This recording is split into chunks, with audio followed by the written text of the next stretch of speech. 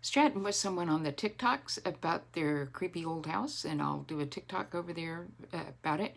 But I grew up in a creepy old house, and it was haunted. And I know y'all are going, mm-hmm, sure.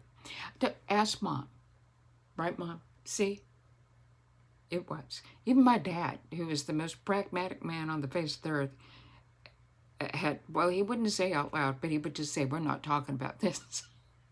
Because there'd be stuff that would happen there, and we'd all go, and my dad's answer was like, we're not talking about it. Isn't that interesting? Which I guess, I don't know, what could we have done about it? I didn't realize that it was that extraordinary because when I was a kid, I just assumed everybody had little incidents in their home. Um, we didn't have, I don't have a big grand story. My siblings have some grander stories about stuff. Mine were creepy enough. I would have things disappear and reappear, sometimes within minutes of themselves, things like toothbrushes and stuff like that. Lots of toothbrushes for some reason. Curtains would move. We heard footsteps all the time in the house. You'd hear people talking, groups of people talking. That was something else. Um, Fans would sort of spin and unspin. Um, I don't know what all doors would open and shut. I watched a door open and shut one time. We had a swinging door that went from our kitchen area to the formal dining room, and it would swing and hold, and then it would come back. That was always interesting.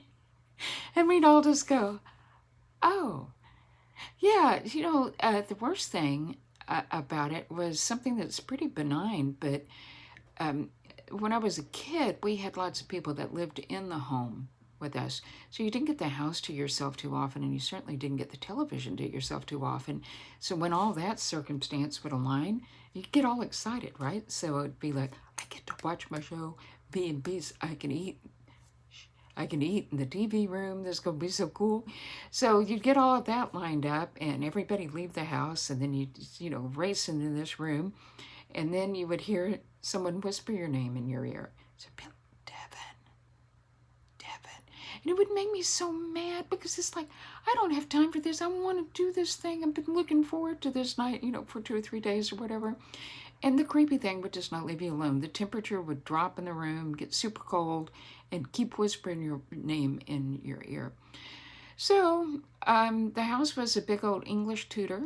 It was, I think, started to be built in 1900. It was concluded in the 20s. At least it was on the I don't know, what would you call it, the city docket. City services were run through there pre-World War II, like where they connected up to city sewer and stuff. So that was an interesting fact. From the carriage house, you could get into the main house if you went through the garage door and then went under this, like, ducked under the sewer pipe, which is this huge, gigantic pipe, and it went up to a wooden staircase. But underneath the pipe, if you looked up at it, it was made in Germany pre-war, so it had a swastika on it, which I'm sure that's still there. I should probably write a letter to the people that live there now and tell them, wouldn't that be a creepy letter to get? Go look under your sewer pipe for a swastika. I won't do that. But that's pretty much my haunted house story. And people probably think, oh yeah, you're the personality that thinks you're haunted. I do not.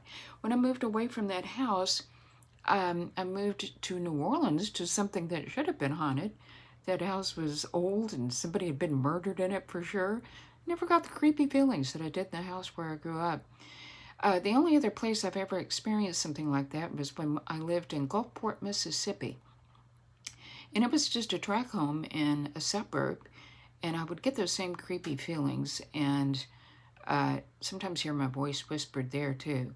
But that's the only 2 times in my life. Y'all have a creepy story, come tell me. I love to hear creepy stories. Bye.